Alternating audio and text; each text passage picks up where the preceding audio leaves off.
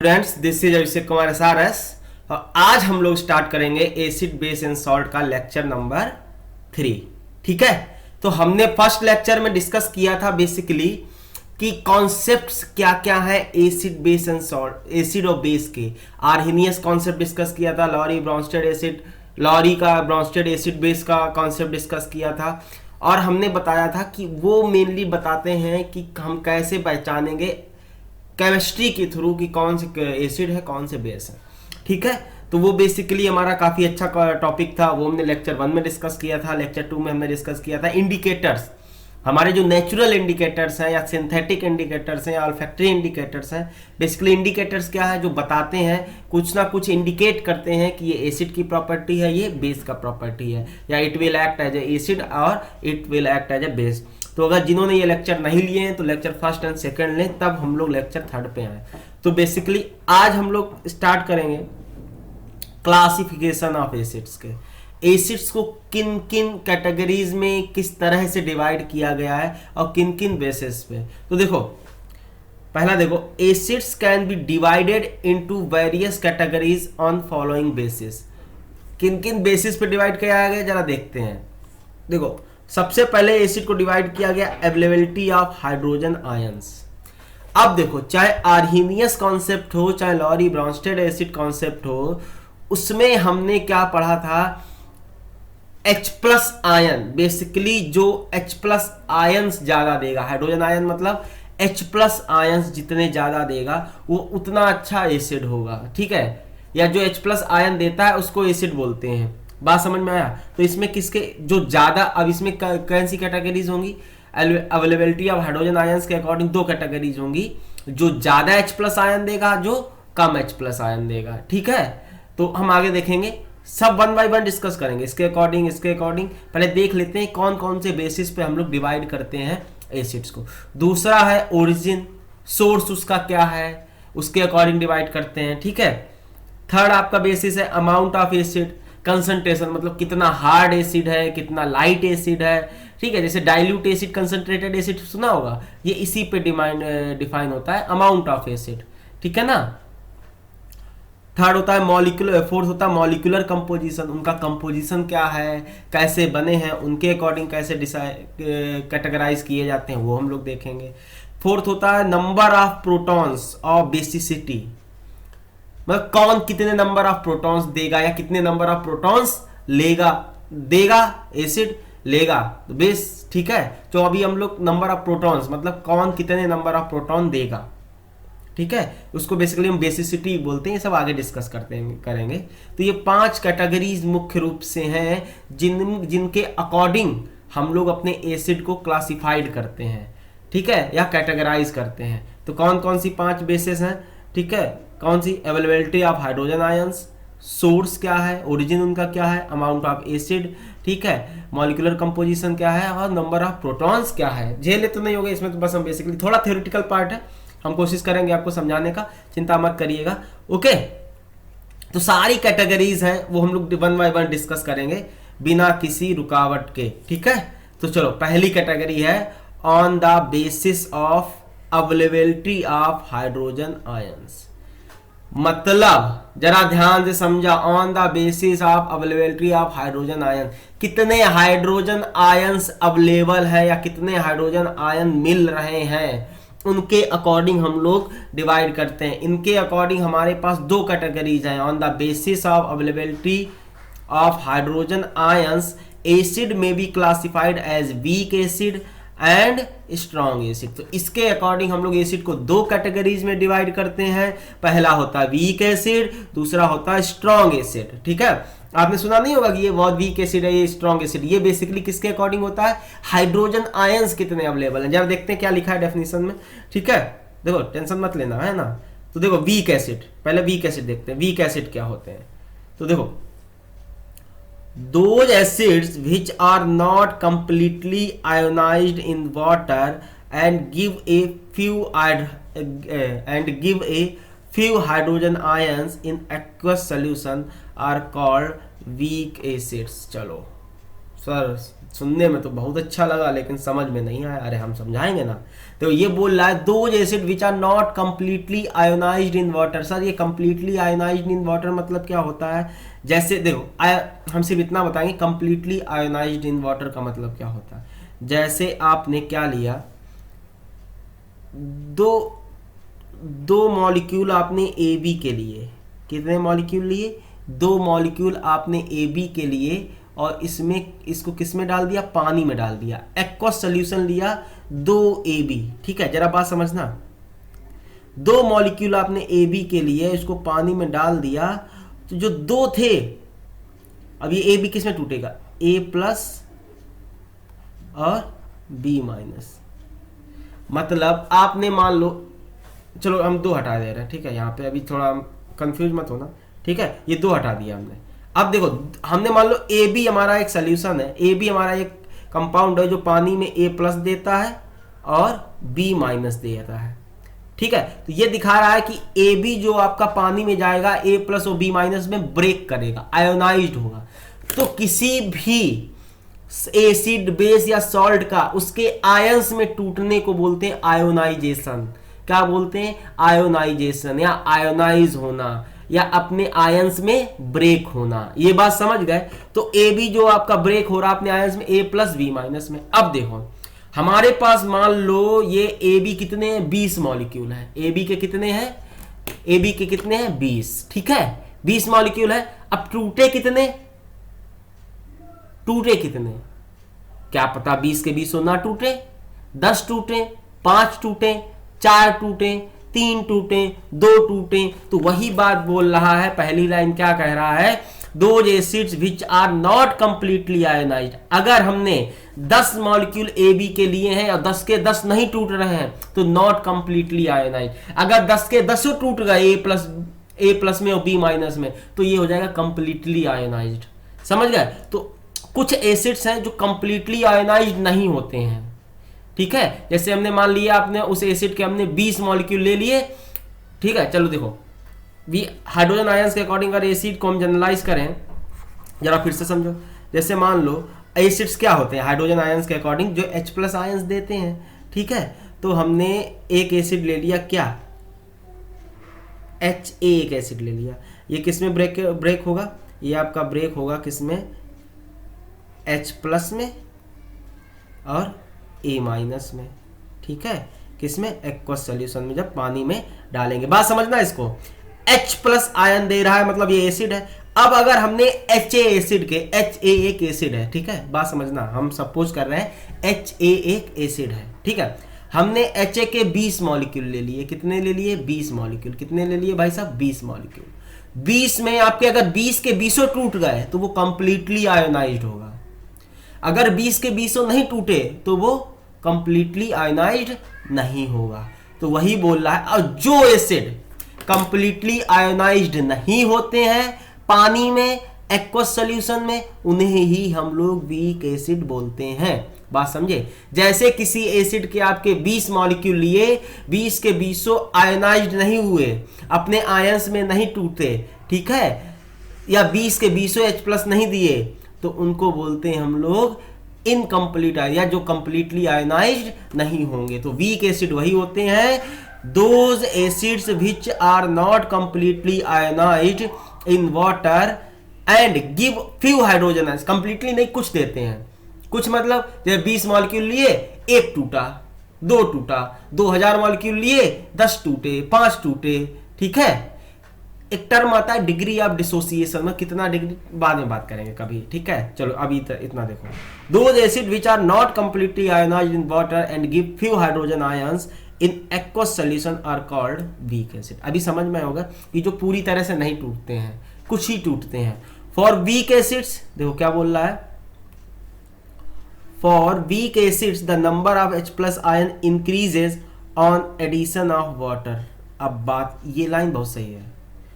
अब देखो अगर कोई वीक एसिड है, वीक एसिड हमें पहले से पता होता है कि ये हमारा पूरा तरह से टूटता नहीं है। ठीक है, तो अभी क्या करें, अगर उसमें और पानी मिलाएंगे ना, जैसे मान लो 20 वीक एसिड है कोई, ठीक है, जरा देखो हम बता रहे हैं आपको, समझने का कोशिश करिएगा बाबू। ठीक है, जैसे आपका 1 मिनट, ठीक है, जैसे आपका यही, ये आपका HA वीक एसिड है, ठीक है, वीक एसिड है, इसको हमने मान लो पानी में डाला, ठीक है, H प्लस और A माइनस में टूटा, किस में टूटा, H प्लस और A माइनस में। अब मान लो हमारे पास 1 लीटर पानी था, मान लो 1 लीटर पानी में डाला, तब ये मान लो 20 मॉलिक्यूल थे, तो खाली ये 2 टूट रहे हैं, कितने टूट रहे हैं, 2 टूट रहे हैं, कितने टूट रहे हैं, 2 टूट रहे हैं। हमने क्या बोला, देखो बात समझना, ये जो लाइन पूछ रहा है for weak acid the number of H plus ion increase on addition of water, तो अगर 1 लीटर पानी में 20 HA के मॉलिक्यूल सिर्फ 2 दे रहे हैं, लेट सपोज हम बता रहे हैं वीक एसिड है, कम टूटेगा, पूरे का पूरा नहीं टूटेगा, यही डेफिनेशन होता है, ठीक है।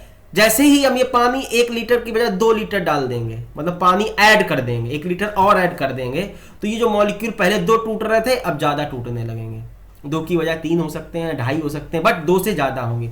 वही लाइन कह रहा, for weak acids the number of H plus ions increases on addition of water. अगर कोई वीक एसिड है, ठीक है, तुम्हें H प्लस आयंस उसके बढ़ाने हैं तो उसमें पानी और मिला दो, बस ये कह रहा है, पानी और मिला दोगे तो आपका H प्लस आयंस का जो नंबर है वो बढ़ जाएगा, ठीक है। जैसे आपका जो एसिटिक एसिड होता है, ठीक है, एसिटिक एसिड जो विनेगर में होता है, ठीक है, वो आपका एसिटिक एसिड होता है, जो आप विनेगर, वही चाउमीन वाला विनेगर, ठीक है, तो उस वो क्या है, वो आपका वीक एसिड का एग्जांपल है। For example acetic acid is a weak acid. जितने भी आपकी खाने वाली चीजों में एसिड है वो लगभग वीक एसिड होते हैं, ठीक है। तो इसमें देखो इसकी कुछ प्रॉपर्टीज देखते हैं वीक एसिड की, क्या क्या प्रॉपर्टीज है जरा देखो। These acids are poor conductor of electricity. अब देखो इलेक्ट्रिसिटी कंडक्ट करने के लिए कुछ ना कुछ मीडियम चाहिए होता है, चाहिए होता है कि नहीं, क्या होता है, फिजिक्स, जब कोई सॉलिड चीज होती है उसमें इलेक्ट्रॉन मूव करते हैं, ठीक है। लिक्विड में इलेक्ट्रिसिटी कंडक्ट करने के लिए आयंस चाहिए होते हैं, क्या चाहिए होते हैं, आयंस, आयंस जैसे कैटायन और एनायंस। तो जितने ज्यादा आयंस होंगे उतना ज्यादा इलेक्ट्रिसिटी फ्लो करेगी, करेगी कि नहीं। और वीक एसिड में तो आयंस आपके कम होते हैं, कम वीक होते हैं, कम टूटते हैं, तो इसीलिए कैसे होते हैं, these acids are poor conductor of electricity. Strong acid जो होते हैं वो स्ट्रॉन्ग कंडक्टर होते हैं, ठीक है, गुड कंडक्टर होते हैं, स्ट्रॉन्ग कंडक्टर नहीं, ठीक है। बात समझ रहे हो, झेलना नहीं बाबू, ठीक है। These acids are poor conductor of electricity. Second property है, both ionized and unionized acid molecules are present in the aqueous solution of the weak acid. अब ऑब्वियस सी बात है यार, ये तो मानेंगे ही। अब जैसे मान लो हम यहाँ देखो, ठीक है, बात ज़्यादा तुम दिमाग ना लगाओ, तुम यहाँ देखो, ठीक है, क्या देखो यहाँ पे, यहाँ देखो, जैसे मान लो आपका एक HA एसिड है, ठीक है, HA एसिड है पानी में, बात समझिए, ठीक है, HA एसिड है, ये किस में टूटेगा, H प्लस एक्वस और A माइनस एक्वस। अब देखो, अब ये वीक एसिड है, क्या है साहब, वीक एसिड है साहब, वीक एसिड है तो पूरा पूरा टूटता नहीं है, ठीक है, पूरा पूरा नहीं टूटेगा। मान लो हमने इसके कितने मॉलिक्यूल लिए, मान लो हमने इसके कितने मॉलिक्यूल लिए, हमने इसके 20 मॉलिक्यूल लिए, लिए कि नहीं। अब वीक एसिड है तो पूरा का पूरा टूटेगा नहीं, ठीक है। तो कुछ समय बाद, मैं तुरंत तो 20 के 20 टूटेंगे नहीं, तो कुछ समय बाद, अभी तो जैसे डालोगे तो अभी कुछ नहीं, जैसे ही T=0 पे बात करने, जैसे ही डाला, बात समझना, T=0 मतलब जैसे ही डाला तब तो तुरंत टूटे नहीं, एटलीस्ट कुछ टाइम तो लगेगा, मान लो माइक्रो सेकेंड जितने भी लेंगे। स्टार्टिंग में तो 0 है, कुछ देर बाद मान लो T=T टाइम बाद जब ये पूरी तरह से टूट गया है, तो अब वीक एसिड है, तो मान लो इसका एक टूटा, कितना टूटा, एक टूटा, अगर एक टूटा तो HA कितने बने, 19 बचे भाई। एक तो टूट गया, किस में टूट गया, एक H प्लस में टूट गया, और वही एक A माइनस में टूट गया, बात समझे। तो ये मे भी ना समझ में, लेकिन समझने की कोशिश करो। 20 मॉलिक्यूल हमारे पास HA एसिड के थे, जो कि एक वीक एसिड है। वीक एसिड का पहचान होता है सारे के सारे के मॉलिक्यूल ब्रेक नहीं होते हैं, आयोनाइज्ड नहीं होते हैं, ठीक है। अब देखो, जब ये वीक एसिड था तो अभी क्या किया हमने, 20 मॉलिक्यूल लिए, कितने मॉलिक्यूल लिए इसके, हमने 20 मॉलिक्यूल लिए, कितने मॉलिक्यूल लिए, 20 मॉलिक्यूल लिए, ठीक है। 20 में एक टूट गया, अगर 20 में एक टूट गया तो HA कितना बचा, 19 बचा। 20 में अगर एक टूट गया तो कितना बचा, 19 बचा, ठीक है। और जो एक टूट गया वो किसमें टूटा भाई, एक HA टूट गया, HA एक टूट गया तो किसमें टूटेगा, H प्लस और A माइनस में ही ना टूट रहा है, तो कितना बचा, एक H प्लस का बन गया और एक ही था तो एक A माइनस का बन गया। तो वही बोल रहा, लाइन देखो जरा, लाइन समझना भावना में सब, both ionized and unionized a molecules are present in the aqueous solution. तो बोल रहा है वीक एसिड में आयोनाइज्ड भी मॉलिक्यूल भी प्रेजेंट होते हैं, अनआयोनाइज्ड भी। देखो ना, आयोनाइज्ड कौन कौन से हैं, एक मॉलिक्यूल आपका आयोनाइज्ड है, बाकी 19 मॉलिक्यूल आपके अनआयोनाइज्ड है। तो वही बोल रहा है वीक एसिड में आपके आयोनाइज्ड आयंस भी प्रेजेंट होते हैं, सॉरी आयोनाइज्ड मॉलिक्यूल भी प्रेजेंट होते हैं, अनआयोनाइज्ड मॉलिक्यूल भी प्रेजेंट होते हैं। अनआयोनाइज्ड मतलब जो टूटते नहीं है, आयोनाइज्ड मतलब जो टूट जाते हैं। तो वीक एसिड का एक ये भी पहचान होता है, उसमें अनआयोनाइज्ड भी होते हैं, आयोनाइज्ड भी होते हैं। ऑब्वियस सी बात है यार, कुछ टूटते हैं ना, सारे के सारे टूट जाते तो अनआयोनाइज्ड होते ही नहीं है, वो पूरे के पूरे सब आयोनाइज्ड हो गए हैं। तो बात वही समझ रहा है कि for both ionized and unionized acid molecules are present in the aqueous solution of weak acid. तो वीक एसिड का ये पहचान होता है कि उसमें आयोनाइज्ड और अनआयोनाइज्ड दोनों मॉलिक्यूल प्रेजेंट होते हैं। क्यों? क्योंकि सारे के सारे तो आयोनाइज्ड होते नहीं है, कुछ आयोनाइज्ड होते हैं, कुछ आयोनाइज्ड नहीं होते हैं। तो दोनों तरह के प्रेजेंट होते हैं किसमें, वीक एसिड में। किसमें? वीक एसिड में। जरा देखो, अभी आपने आगे पढ़ा ही था कि एसिड की पहचान क्या होती है, एसिड वाटर में रिएक्ट करके हाइड्रोनियम आयन बनाता है और एनायन बनाता है। जरा कैसे, देखो हमने बात बताया था, कैसे बताया था कि मान लो, फिर यहीं पे हम लोग HA एसिड एक ले लेंगे, HA एसिड, ठीक है। HA एसिड को हमने किस में मिलाया, वाटर में मिलाया। किस में मिलाया? वाटर में मिलाया। तो देखो HA एसिड क्या देगा, HA एसिड H+ देगा और H+ वाटर से कंबाइन कर लेगा। H+ वाटर से कंबाइन करके क्या बनाता है, हाइड्रोनियम आयन, ठीक है। तो क्या बना लेगा, हाइड्रोनियम आयन, ठीक है। हाइड्रोनियम आयन का H3O+ और क्या बचेगा, खाली Ha का A- बचेगा। क्या बचेगा, खाली A- बचेगा। समझ में आ रहा? देखो सेकंड लेक्चर में, फर्स्ट लेक्चर में ये सारी बहुत डिटेल में बात हुई कि हाइड्रोनियम आयन क्या होता है, कैसे बनता है। बेसिकली वाटर में जो H+ जाते हैं वो H+ वाटर से कंबाइन कर लेते हैं और H3O+ बनाते हैं, जिसको हम लोग हाइड्रोनियम आयन बोलते हैं। ये इसके बारे में हमने बहुत डिटेल में डिस्कस किया है, ठीक है ना, फर्स्ट लेक्चर में। जैसे एसिटिक एसिड है आपका, ये वीक एसिड है, जैसे ही पानी में जाएगा एसिटिक एसिड क्या देगा, देखो एसिड कोई भी हो H+ देता ही देता है, ठीक है। अकॉर्डिंग टू आर्हेनियस और लॉरी ब्रॉन्स्टेड कॉन्सेप्ट के अकॉर्डिंग एसिड कोई भी हो H+ देगा ही देगा, ठीक है। तो अब देखो ये H+ देगा और ये H+, जब ये H+ ये वाला H देगा तो ये वाटर के साथ कंबाइन कर लेगा, क्या बना लेगा, H3O+। क्या बना लेगा, H3O+।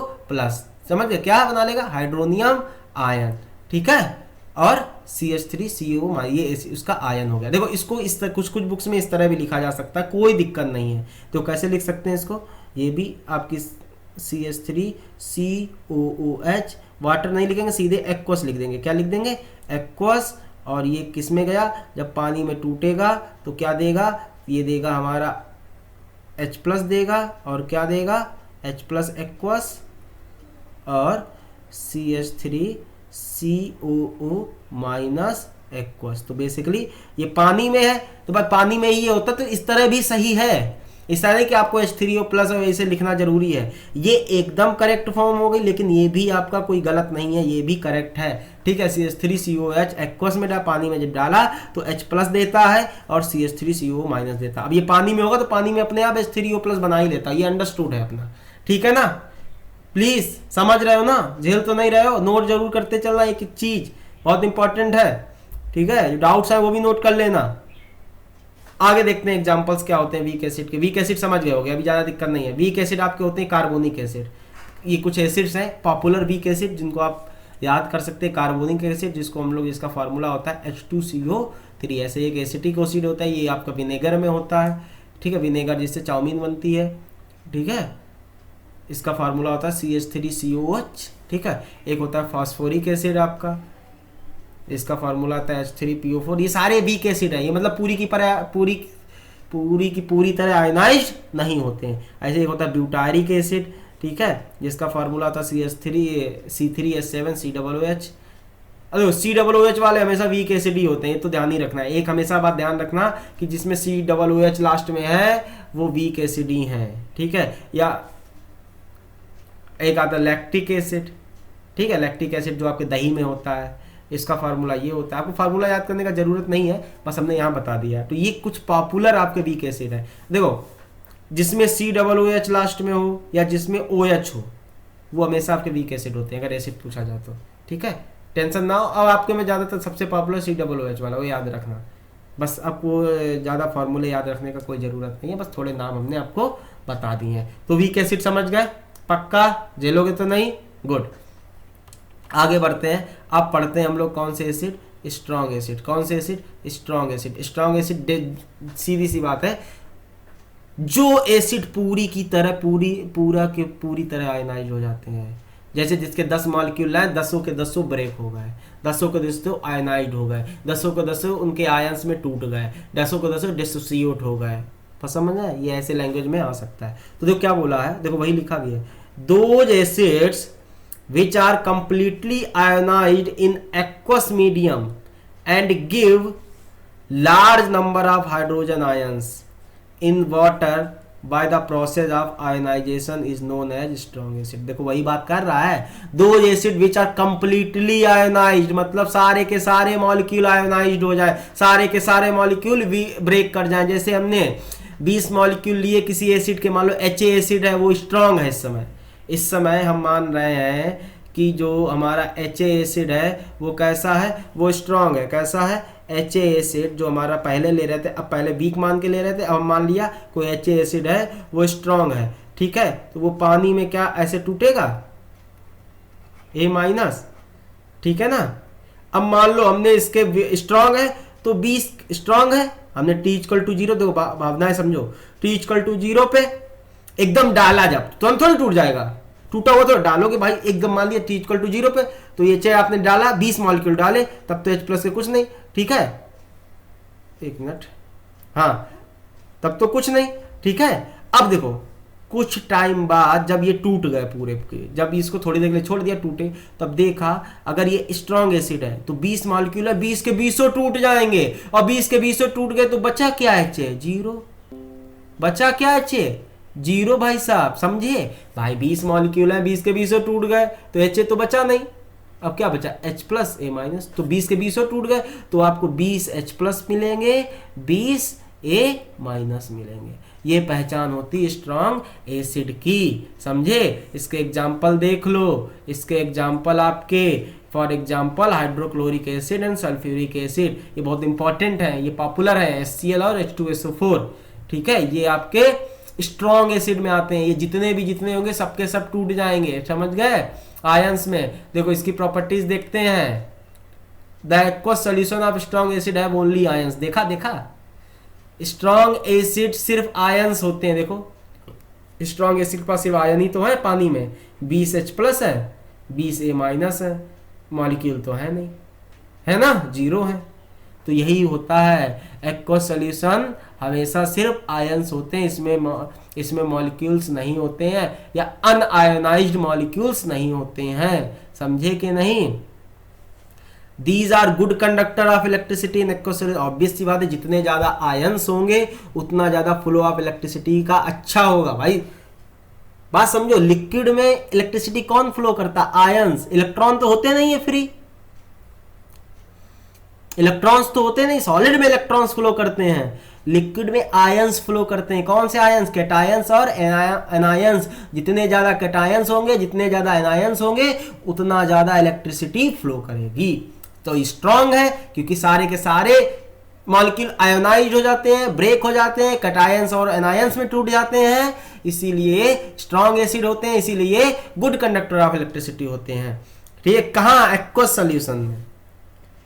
These acids are corrosive to skin and delicate parts of our body। ये बहुत हानिकारक होते हैं हमारे बॉडी पार्ट्स के लिए। देखा नहीं HCl जो तेजाब फेंका जाता है, तेजाब अटैक होता है, एसिड अटैक होता है, ये स्ट्रॉन्ग एसिड ही होते हैं। ठीक है, छू भर जाए तो गला देगा पूरा। मतलब अगर तुम्हें मान लो HCl अगर एकदम प्योर फॉर्म में हो, एकदम प्योर मतलब पानी कम हो, HCl का अमाउंट ज़्यादा हो, भाई इतना खत्म होता है कि मेरे गंजे में डालोगे यहाँ से निकलेगा आपका पानी, पूरा छेद हो जाएगा, समझ रहे? इतना खतरनाक होता है। तो यही होते हैं ये एसिड, हमारी स्किन के लिए हानिकारक होते हैं। ठीक है, these acids are dangerous to taste. अब ये नहीं है, अब देखो सर हमें तो पता ही नहीं है एसिड कैसे है, तो क्या करें, चाट के देखते हैं, खट्टा होगा तो एसिड होगा, नहीं तो बेस होगा। HCl चाट लिए खत्म हो जाओगे, बस वही होगा। अब पता ही नहीं चलेगा, जैसे चाटोगे निपट जाओगे, बता ही नहीं पाओगे कि खट एसिड है कि बेस है। तो हालत देख के पता चलेगा अच्छा एसिड था, तभी निपट गया। ये बात समझे? तो इनको चाटने मन लगना कि सर ने बोला था कि एसिड खट्टे होते हैं और वहाँ HCl रखा है एकदम मस्त, चाट लिए। ऐसा मत करना, ठीक? घी भी नहीं है जो चाटने लगो, एसिड है एसिड। एग्जाम्पल देखते हैं इसके, तो यही 4-5 इंपॉर्टेंट है। हाइड्रोक्लोरिक एसिड, ठीक है, इंपॉर्टेंट है। HCl, जिसका इसका फार्मूला भी याद रखना है, HCl होता है। सल्फ्यूरिक एसिड, ठीक है, इसका फार्मूला भी याद रखना है, H2SO4 होता है। और नाइट्रिक एसिड, ये भी स्ट्रॉन्ग एसिड, इसका फार्मूला याद रखना है, HNO3 होता है। इसका मत भी याद रखना, एक होता है क्लोरिक एसिड। वैसे बहुत होते हैं, ठीक है, HClO3 हो गया, लेकिन ये 3 आप याद रखना फार्मूले के साथ। समझ में आ गया? तो आई थिंक स्ट्रॉन्ग एसिड समझ में आ गया। तो ये था according to availability of hydrogen ion में। इसमें 2 कैटेगरी में डिवाइड किए गए आपके, स्ट्रॉन्ग एसिड और वीक एसिड, ठीक है ना। चलिए आगे देखते हैं, on the basis of origin. जरा देखो, ओरिजिन का मतलब है कहाँ से इनका ओरिजिन है, किस तरह से बनाए गए हैं या किस तरह से इनको प्राप्त किया गया है। देखो, on the basis of origin acids may be classified as organic acid and mineral acids और इनऑर्गेनिक एसिड।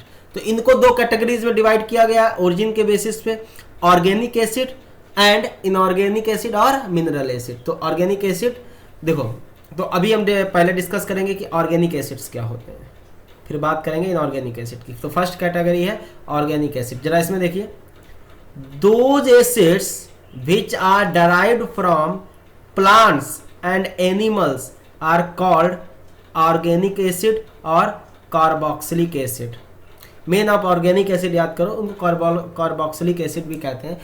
बेसिकली कार्बोक्सिलिक एक ग्रुप होता है, उसकी बाद में बात करेंगे कभी, ठीक है, हम कंफ्यूज नहीं करना चाहते हैं। कार्बोक्सिलिक एसिड की इस ग्रुप के बारे में बात करेंगे हम chapter number 4 carbon and its compound में, ठीक है। पहले ये समझो, वो एसिड जो डराइव किए जाते हैं, कहीं से निकाले जाते हैं या कहीं से ओरिजिन होता है उनका, या तो प्लांट्स हो गए या फिर एनिमल्स हो गए, मतलब नेचुरल थिंग से मिलते हैं, पेड़ पौधे से या फिर एनिमल से, ठीक है, उनको बोलते हैं हम लोग ऑर्गेनिक एसिड। क्या बोलते हैं? Organic acid. इनको हम कार्बोक्सिलिक एसिड भी बोलते हैं। बेसिकली जो हमारे प्लांट्स और नेचुरल प्लांट्स और एनिमल्स में आते हैं, जो ग्रुप मिलता है उन एसिड्स में, कार्बोक्सिलिक ग्रुप मिलता है, इसीलिए इनको कार्बोक्सिलिक एसिड भी कहते हैं। लेकिन ये बात आप भूल सकते हो, आप सिर्फ इतना बोलो, those acid which are derived from plants and animals are called organic acids, ठीक है। अच्छा, दोज कंटेन्स कार्बन एटम्स, उनके पास कार्बन एटम्स होते हैं, ठीक है। The word organic is derived from word organisms, ठीक है। तो जो हमारे ऑर्गेन्स होते हैं उनसे डिराइव किया गया है, ऑर्गेनिज्म से डिराइव किया गया है, तो इसका कोई मतलब नहीं, आप बस ध्यान रख सकते हैं, ठीक है। अब इसके एग्जांपल क्या क्या होते हैं ऑर्गेनिक एसिड के?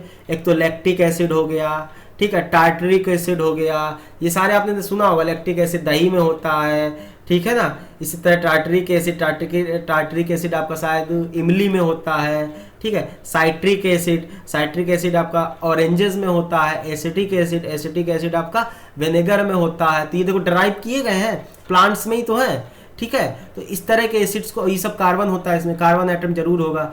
अब ठीक है, कार्बन एटम, बिना कार्बन के एटम के एसिड के बारे में आप आगे क्लासेस में पढ़ोगे, ठीक है। और ये जो भी ऑर्गेनिक एसिड होते हैं ये स्ट्रांग नहीं होते हैं। These acids are not very strong, so we can easily eat or drink, ठीक है। नहीं तो अगर स्ट्रांग होते तो हम ऑरेंज खाते ही भसम, ठीक है, गल गए होते, चूरा होता, छी, ठीक है। तो ये सारे स्ट्रांग नहीं होते हैं, बहुत वीक होते हैं, बस इसमें थोड़ा एसिडिक नेचर होता है, आप ऐसे बोल सकते हैं, ठीक है। तो देखो कुछ सब्सटेंस है, किस क्या जो हम लोग खाने वाले सब्सटेंस है ना, खाने वाली चीजें, उसमें कुछ एसिड्स पाए जाते हैं। जरा देखें, जैसे एग्जांपल देखते हैं, एसिटिक एसिड आपका किसमें मिलता है? विनेगर, ये याद कर लेना टेबल, ठीक है। ऑक्जेलिक एसिड होता है, ये कहाँ मिलता है? टमाटर में, टोमेटो में, ठीक है, टमाटर में। टार्टरिक एसिड कहाँ मिलता है? टैमरिंड में, मतलब इमली में, ठीक है। साइट्रिक एसिड आपका नींबू में और ऑरेंजेस में होता है। लैक्टिक एसिड आपका दही में होता है या फिर जो फटा हुआ दूध होता है उसमें होता है। मैलिक एसिड आपका एप्पल्स में होता है। फॉर्मिक एसिड आपका चींटियों में होता है, जो लाल चींटी नहीं होती हैं उनमें कौन सा एसिड होता है? Formic acid. ठीक है, पक्का ना? चलिए अब हम लोग कहाँ बढ़ते हैं? आगे कहाँ बढ़ोगे? आगे बढ़ेंगे हम लोग मिनरल एसिड में, मिनरल एसिड या इनऑर्गेनिक एसिड में। देखो mineral acid, those acids which are obtained from various minerals. Mineral समझते हो, जो हमारे ओर में से मिलते हैं, ठीक है, जो भाई जमीन से नेचुरली निकाले जाते हैं, ठीक है, मिनरल्स। और synthesized from minerals in laboratory, या फिर मिनरल से सिंथेसाइज किए जाते हैं कहाँ? लेबोरेटरी में। भाई लेबोरेटरी में बनाने के लिए कोई ना कोई तो ओरिजिन चाहिए होता है, तो हम लोग कुछ सब्सटेंस होते हैं जिनसे हम लोग सिंथेसाइज करते हैं, इनको हम लोग कहते हैं इनऑर्गेनिक एसिड्स और मिनरल एसिड्स। फिर से समझो, those acids which are obtained from various minerals, जिनको हम लोग डिफरेंट टाइप के मिनरल से उनसे निकालते हैं या फिर उन मिनरल्स से लेबोरेटरी में सिंथेसाइज करते हैं, बनाते हैं, उनको बोलते हैं इनऑर्गेनिक एसिड्स और मिनरल एसिड्स। तो इनको इनऑर्गेनिक एसिड भी बोल सकते हैं या मिनरल एसिड्स भी बोल सकते हैं। जैसे आपका जो सल्फ्यूरिक एसिड है ये मिनरल एसिड है, हाइड्रोक्लोरिक एसिड है ये मिनरल एसिड है, नाइट्रिक एसिड है ये मिनरल एसिड है। ध्यान से सुनो, सल्फ्यूरिक एसिड, हाइड्रोक्लोरिक एसिड और नाइट्रिक एसिड ये कहाँ पढ़े थे? स्ट्रॉन्ग एसिड में। तो जो मिनरल एसिड होते हैं वो आपके स्ट्रॉन्ग एसिड भी होते हैं। और जरा देखो, और जो आपके ऑर्गेनिक एसिड होते हैं वो आपके कैसे होते हैं? वीक एसिड्स होते हैं। कैसे होते हैं? वीक एसिड्स होते हैं। ये बात ध्यान रखना। तो यहाँ से ये भी आप मिनरल एसिड ज्यादातर आपके स्ट्रॉन्ग एसिड होते हैं, ऑर्गेनिक एसिड ज्यादातर आपके वीक, जनरली आपके वीक एसिड होते हैं। Sulphuric acid and nitric acid are strong mineral acid. देखा, कार्बोनिक एसिड, ये जो कार्बोनिक एसिड है ये आपका वीक मिनरल एसिड है। कैसा है? वीक मिनरल एसिड है, लेकिन है कैसा? ये इनऑर्गेनिक या मिनरल एसिड है। और सल्फ्यूरिक एसिड और नाइट्रिक एसिड आपका स्ट्रॉन्ग मिनरल एसिड है या ऑर्गेनिक और इनऑर्गेनिक एसिड है। ठीक है, ये हार्मफुल होते हैं, generally harmful to take food items containing minerals acids, but it's not harmful eat और drink this substance containing weak acids. तो वही बता रहे हैं, अगर इनको खाने पीने के लिए हम लोग यूज नहीं कर सकते हैं, ये हमारे लिए खाने पीने के लिए हार्मफुल होते हैं अगर वो स्ट्रांग है। ठीक है, अगर इनके वीक एसिड्स हैं तो ये हमारे खाने पीने के लिए हानिकारक नहीं है। मतलब ऑब्वियस सी बात, स्ट्रांग होंगे तो करोसिव नेचर ज़्यादा होगा। ठीक है, जला देंगे, बस इतना बात समझो। तो बेसिकली तुम अगर पॉइंट्स में याद करना चाहो तो मिनरल एसिड हमारे लिए बहुत खाने आने के लिए या पीने के लायक नहीं होते हैं, ऑर्गेनिक एसिड्स होते हैं। ठीक है, क्योंकि मिनरल एसिड ज़्यादातर आपके स्ट्रॉन्ग एसिड्स होते हैं। ठीक है, ज़्यादातर, सारे नहीं। ओके, तो ये हो गया आपका अकॉर्डिंग टू ओरिजिन। अब आ जाता है on the basis of amount of acid. मतलब इसमें बेसिकली कितना अमाउंट हम एसिड का ले रहे हैं, कितना अमाउंट हम वाटर का ले रहे हैं या सोल्यूशन सॉल्वेंट का ले रहे हैं। नहीं समझे? समझाने का कोशिश करते हैं, समझिएगा। एक मिनट। हाँ, तो on the basis of amount of acid, concentration of acid, मतलब अमाउंट ऑफ एसिड मतलब जैसे मान लो ये HCl है, HCl कहाँ डालते हैं? एसिडिक नेचर कहाँ शो करता है? वाटर में ही शो करता है। तो वाटर यहाँ सॉल्वेंट की तरह काम करेगा। सॉल्वेंट है, ये HCl है, मान लो एक एसिड है, तो सॉल्वेंट की अगर ज़्यादा सॉल्वेंट होगा, बस सॉल्वेंट हमने खूब सारा ले लिया तो वो आ जाएगा, तो एसिड की कंसंट्रेशन कम हो जाएगी ना। कंसंट्रेशन का मतलब तुम सीधे समझो कि amount of acid upon amount of solution. Solution मतलब solute plus solvent. Solute plus solvent आप थोड़ा बहुत पढ़े होगे 9th क्लास में, मतलब एसिड प्लस जिसमें एसिड मिलाया गया उसका अमाउंट, इसको ही बोलते हैं कंसंट्रेशन। बेसिकली एसिड, कितना एसिड प्रेजेंट है विद रिस्पेक्ट टू सोल्यूशन। नहीं समझे? अरे यार ऐसे समझो, हमने 1 लीटर पानी में 1 चम्मच एसिड डाला और 2 लीटर पानी में 1 चम्मच एसिड डाला, तो कंसंट्रेशन किसकी ज्यादा हुई? 1 लीटर पानी वाले की। नहीं समझे? समझे कि नहीं? अब समझ गए होंगे। यही होता है कंसंट्रेशन। आपसे कंसंट्रेशन नहीं पूछा जाएगा, आप फील करो, भावनाएं समझ पाओ। ठीक है, तो बेसिकली जितना ज्यादा अमाउंट पानी का, यहाँ पे सॉल्वेंट पानी है, तो जितना ज्यादा अमाउंट सॉल्वेंट का प्रेजेंट होगा उतना कंसंट्रेशन कम होगा। तो इन्हीं कम ज्यादा के अकॉर्डिंग दो कैटेगरीज में डिवाइड किया गया हमारा। एक होता है डाइल्यूट एसिड, दूसरा होता है आपका कंसंट्रेटेड एसिड। ठीक है, तो डाइल्यूट एसिड क्या होता है जरा पढ़ो। दो solution which have low percentage of acid, समझे, low percentage of acid and high percentage of water per unit volume of the solution are called dilute acid.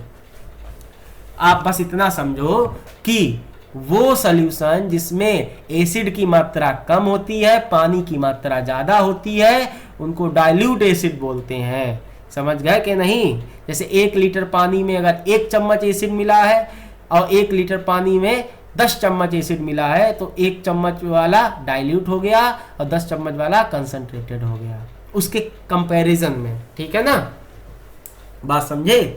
तो आपके जो स्कूल में दिखाए जाते हैं वो डाइल्यूट एसिड होते हैं। बेसिकली उनको वो ज़्यादा हार्मफुल नहीं होते, अगर वो गिर भी गए तो जलोगे जलोगे नहीं। ठीक है, देखो वही लिखा, the dilute acids are less corrosive in nature and less dangerous.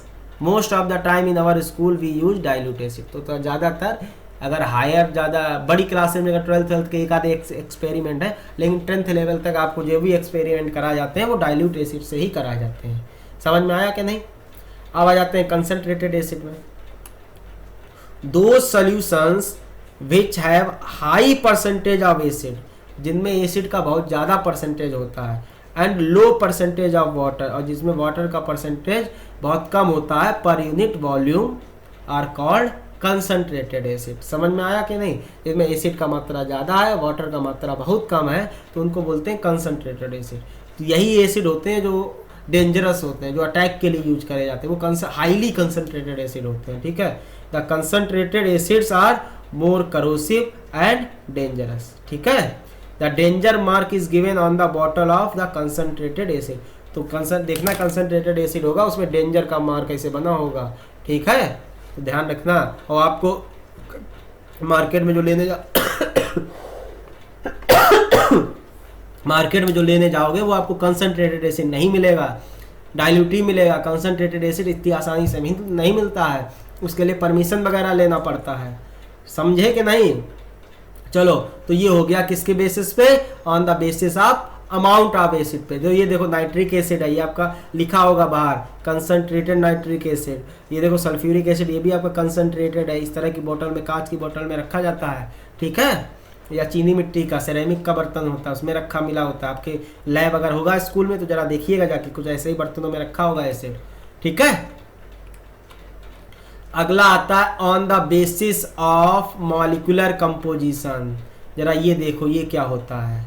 Molecular composition मतलब कि उनका कंपोजिशन क्या है, किसके साथ मिलके बने हुए, बस इतना है। ठीक है, जैसे आपका पहला, इसमें 2 पार्ट इसमें भी हैं, बाइनरी एसिड और ऑक्सो एसिड। क्या है? Binary acid and oxo acids. तो ये थोड़ा थ्योरेटिकल टाइप में सिर्फ इसमें बताना है, इतना रिएक्शंस वगैरह आगे होंगी, तो प्लीज़ आप एक एक चीज़ नोट करते चलना। ठीक है, आराम से पॉज कर करके समझ करके लिखते जरूर चलना, हर एक चीज़ इंपॉर्टेंट है। ओके, तो देखो अब बात करते हैं हम लोग बाइनरी एसिड्स की। Those acids which have hydrogen and 1 other elements are called binary acids. आय हाय, बाइनरी एसिड्स वो होते हैं जिनमें के पास एक हाइड्रोजन हो और एक अदर एलिमेंट हो, मतलब 2 चीज़ों से मिलके, 2 एटम से मिलके बने होते हैं बाइनरी एसिड। 2 एटम, जैसे एग्जांपल HCl, एक H एक Cl, ये आपका बाइनरी हो गया। HF हाइड्रोफ्लोरिक एसिड, एक H एक F। HI hydro iodic acid, एक H एक I। तो इस तरह के एसिड बाइनरी, बेसिकली जो 2 एटम्स में टूटते हो। ठीक है, बात समझे कि नहीं? नहीं समझे? समझ लो। ठीक है, फिर आता दूसरा ऑक्सो एसिड्स। इतना ही है। ठीक है, आपको बस याद रखना है, ये थोड़ा मेमोराइज बेस पे है, मेमोरी बेस पे ये लेक्चर है आज।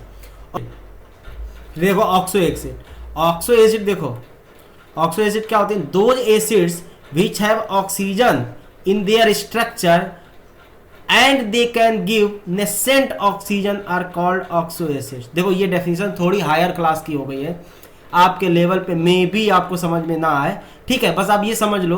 अगर आप देखो आप दूसरी डेफिनेशन बता दे रहे हैं वो आपके लेवल की, वो ध्यान रख लो।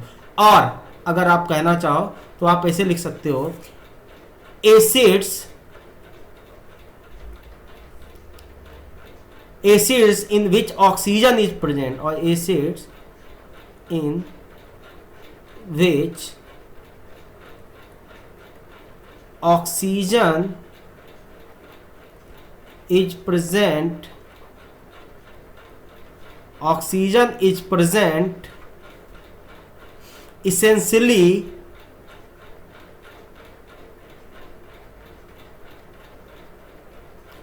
along with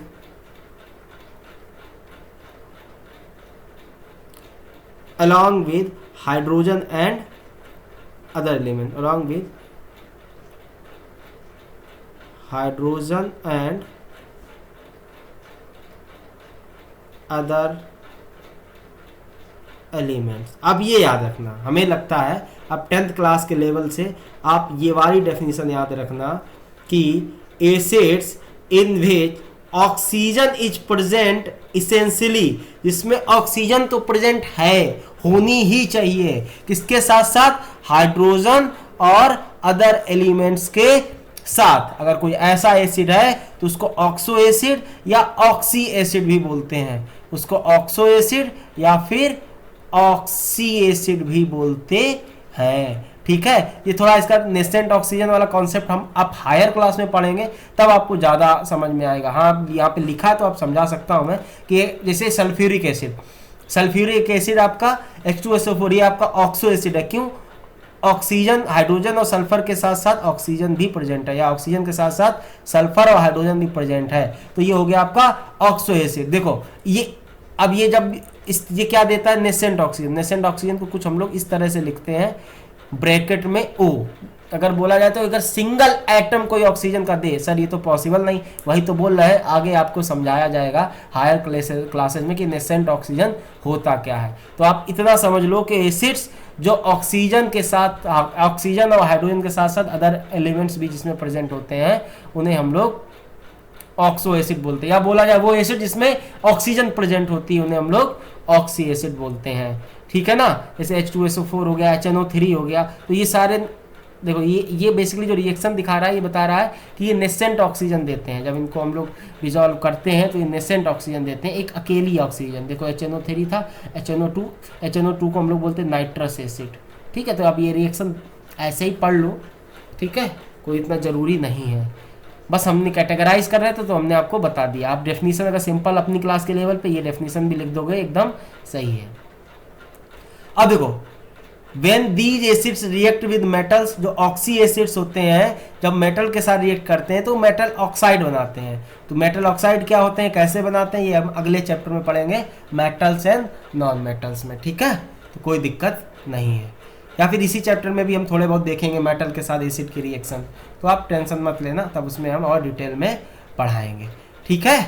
चलिए लास्ट कैटेगरी है हमारी, on the basis of number of hydrogen ion furnished. मतलब समझ रहे हो, कितने नंबर ऑफ हाइड्रोजन आयन देगा, 1 हाइड्रोजन आयन देगा, 2 हाइड्रोजन आयन देगा, 6 देगा, 8 देगा, 10 देगा, 12 देगा, मतलब कितने हाइड्रोजन आयन दे रहा है उसके अकॉर्डिंग जरा देखो। On the basis of number of protons मतलब hydrogen ions, H+ ions given by an acid, the acid may be classified as monoprotic acid, diprotic acid and polyprotic acid. तो इन 3 type में डिवाइड किया गया है कि कितने नंबर ऑफ हाइड्रोजन आयन देगा या प्रोटॉन्स देगा, तो 3 पार्ट में क्लासिफाइड किया गया, monoprotic acid, diprotic acid and polyprotic acid. अब ये ध्यान रखना है 3 कैटेगरीज में डिवाइड किया गया। तो पहला है आपका मोनोप्रोटिक एसिड या फिर मोनोबेसिक एसिड, मोनोप्रोटिक एसिड या फिर मोनोबेसिक एसिड, बात समझे कि नहीं। मोनोप्रोटिक और मोनोबेसिक मतलब सेम है। तो देखो, those acids whose molecule give 1 H+ ion, वाह, वो एक मॉलिक्यूल 1 H+ आयन दे रहा है, ठीक है, कब, during ionization in water are called monoprotic acid और मोनोबेसिक एसिड। मतलब समझ रहे हो, बेसिकली जैसे HCl है, HCl का एक मॉलिक्यूल एक H प्लस देता है, ठीक है, HCl का एक मॉलिक्यूल एक H प्लस देता है, तो ये मोनोप्रोटिक हो गया। या फिर these acid can neutralize one OH minus, या फिर इसको ये एसिड अगर एक H प्लस देंगे एक OH माइनस को ही तो न्यूट्रलाइज कर पाएंगे। समझ में आया कि नहीं?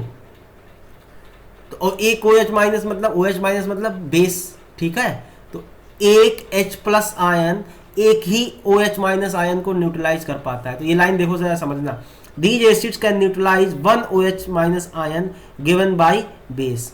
तो अगर मान लो बेस जितने भी बेस क्या देते हैं, OH माइनस आयन देते हैं, तो एक ये एसिड क्या है, ये एक एसिड एक ही H प्लस आयन देंगे, मोनोप्रोटिक एसिड एक ही H प्लस आयन देंगे, तो ये एक ही OH माइनस आयन को न्यूट्रलाइज कर पाएंगे। समझ गए कि नहीं? एसिड बेस रिएक्शन होती है न्यूट्रलाइजेशन रिएक्शन चैप्टर 1 में, तो एक तो मोनोप्रोटिक एसिड एक ही OH माइनस को न्यूट्रलाइज कर पाते हैं, या एक H प्लस आयन एक OH माइनस को न्यूट्रलाइज करता है, क्योंकि सेम चार्ज है ना दोनों पे। समझ में आया कि नहीं? तो वही बताया, these acid can neutralize one OH minus given by base, ठीक है। जैसे for example hydrochloric acid, hydrobromic acid HBr, nitric acid HNO3, ये भी एक H प्लस है, ये सारे कैसे हैं, मोनोप्रोटिक हैं, ठीक है। तो इनकी अगर बेसिसिटी पूछी जाए, बेसिसिटी मतलब कितने OH माइनस को न्यूट्रलाइज कर पाएगा, बेसिसिटी मतलब कितने OH माइनस को न्यूट्रलाइज कर पाएगा, तो इसकी बेसिसिटी कितनी होगी 1, क्योंकि ये एक OH माइनस को ही न्यूट्रलाइज कर पाता है, तो देयर बेसिसिटी इज 1, ठीक है ना।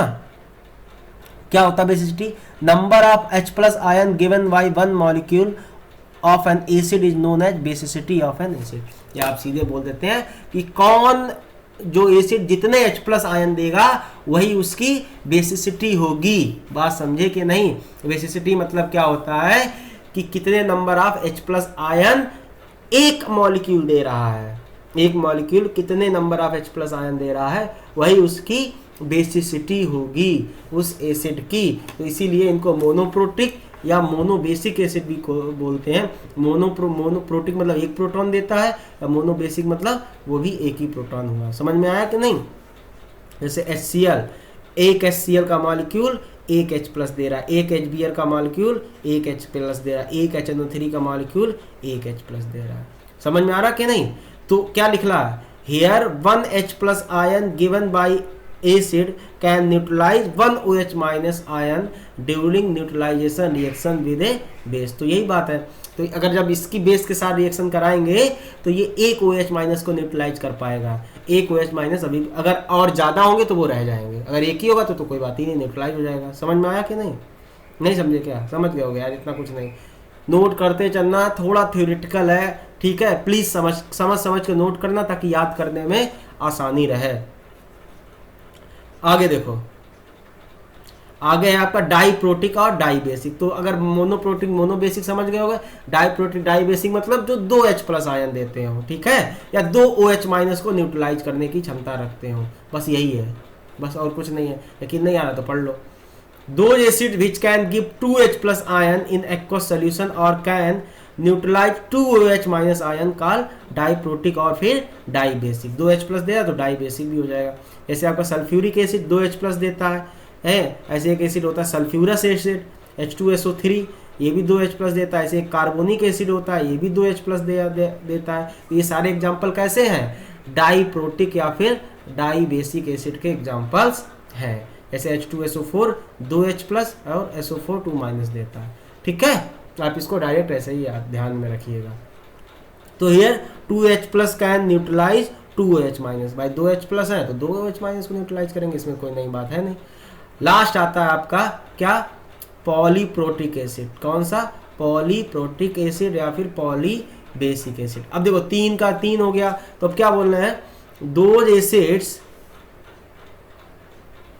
Acids which can give more than 2H plus ion. अब सीधे अगर दो से ज्यादा होंगे उनको हम लोग पॉलीप्रोटिक बोल देंगे, ठीक है। 2H प्लस आयन और can neutralize more than 2OH minus ions are called polyprotic और फिर पॉलीबेसिक एसिड। ठीक है। इसमें ट्राई बेसिक नहीं आता, सीधे हम पॉली बोल देते हैं। 3 होंगे ट्राई बेसिक होंगे, ठीक है। तो 2 से ज़्यादा हो जाए तो उनको हम लोग पॉली बेसिक या फिर पॉलीप्रोटिक एसिड बोल देते हैं। जैसे एग्जांपल के लिए H3PO4, इसको बोलते हैं हम लोग क्या, फास्फोरिक एसिड, ठीक है। H3PO3 इसको बोलते हैं फास्फोरस एसिड, ध्यान रखना।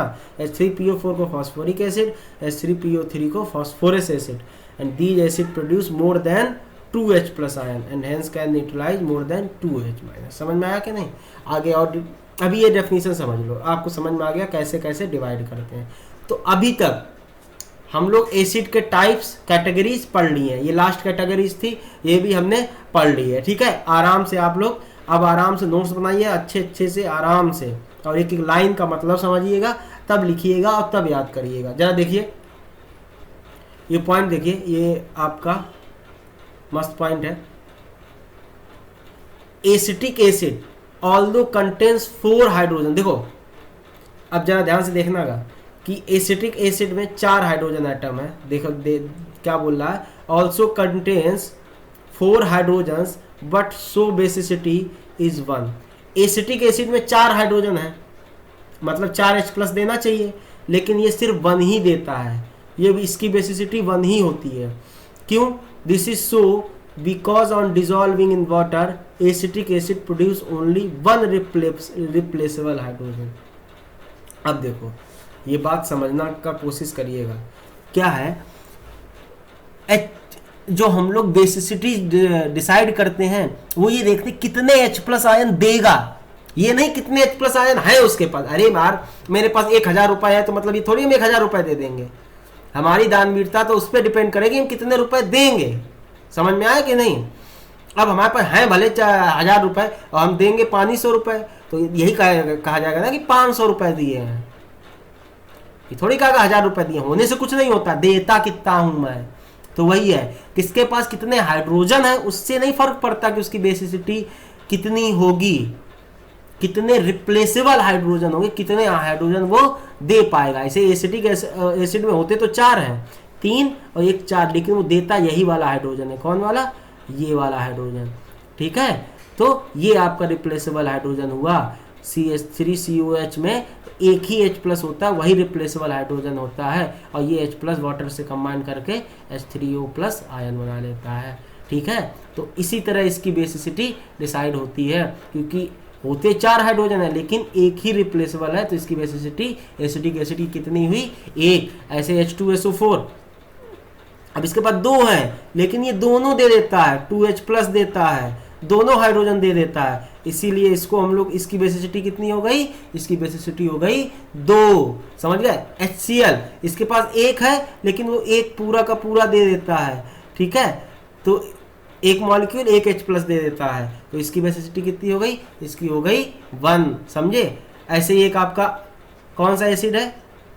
सैलिसिक एसिड, इसको H4SiO4 से रिप्रेजेंट करते हैं। ये चारों हाइड्रोजन देता है, इसके मतलब देना का मतलब चारों हाइड्रोजन इसके रिप्लेसेबल है, दे सकता है, ठीक है।